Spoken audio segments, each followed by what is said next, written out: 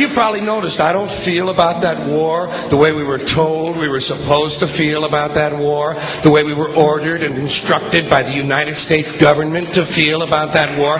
You see, I tell you, my mind doesn't work that way. I got this real moron thing I do. It's called thinking.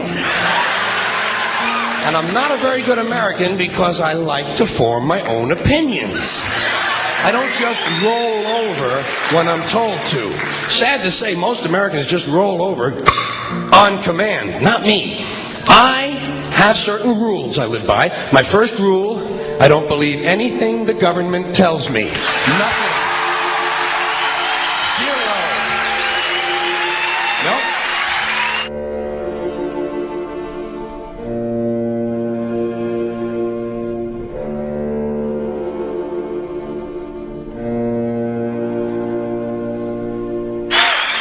And I don't take very seriously the media or the press in this country, who in the case of the Persian Gulf War were nothing more than unpaid employees of the Department of Defense, and who most of the time function as kind of an unofficial public relations agency for the United States government.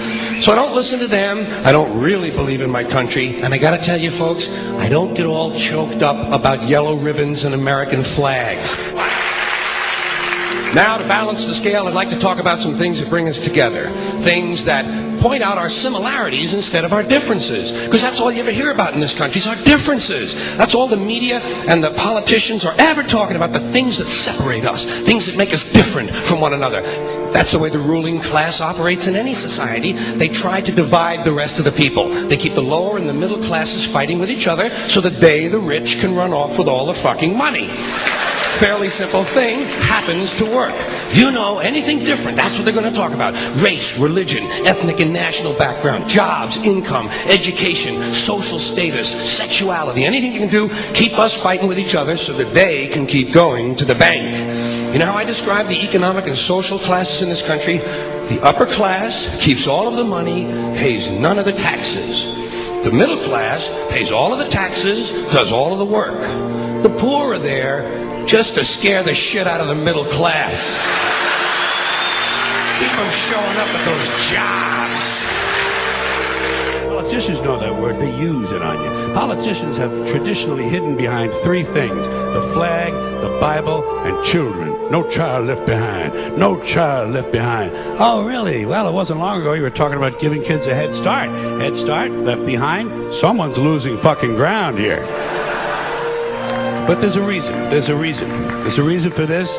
There's a reason education sucks, and it's the same reason that it will never, ever, ever be fixed. It's never going to get any better. Don't look for it. Be happy with what you got. Because the owners of this country don't want that. I'm talking about the real owners now.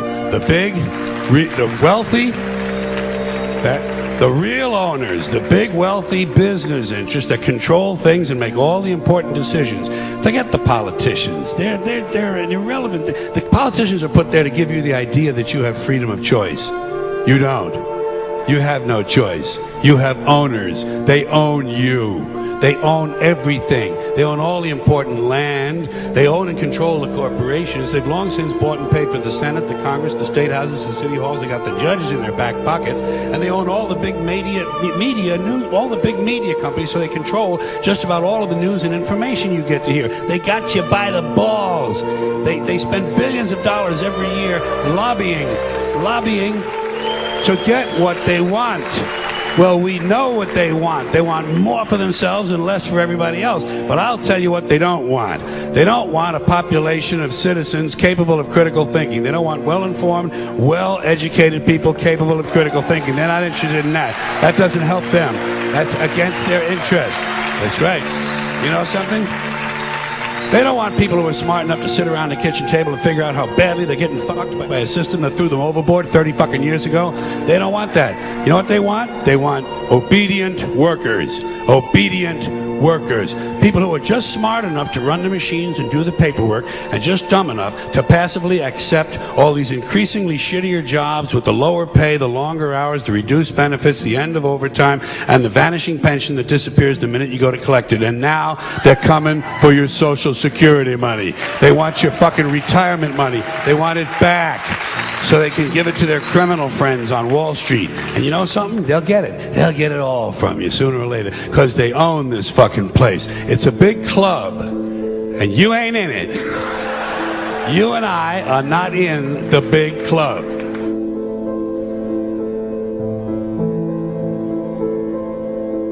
The greatest form of control is where you think you're free when you're being fundamentally manipulated and dictated to.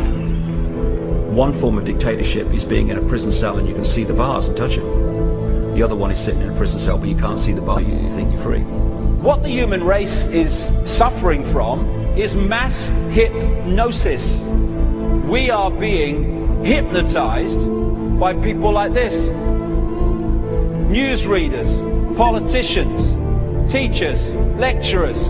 We are in a country and in a world that is being run by unbelievably sick people. The chasm between what we're told is going on and what is really going on is absolutely enormous.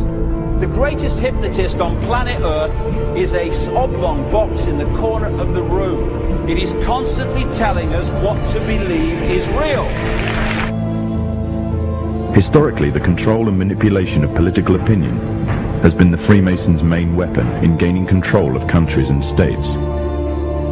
Once in control of the rulers and politicians of a country, laws and political structures could be changed in accordance with their agenda. However, since restricting the body does not necessarily mean restricting the mind, the Freemason recognizes that their plan for a global government hinges completely on subduing the masses to their agenda, and thus eliminating opposition to their cause. And the greatest threat to their plan, posing more danger than any army or law, is the threat of a free-thinking mind. In order to eliminate this threat and to achieve their objective, the Masons have set about the boldest plan ever devised: the complete control of every aspect of human life, your life. And the weapons they are using against you are in your very homes, entertaining you and your children, and gradually indoctrinating you without you even realizing.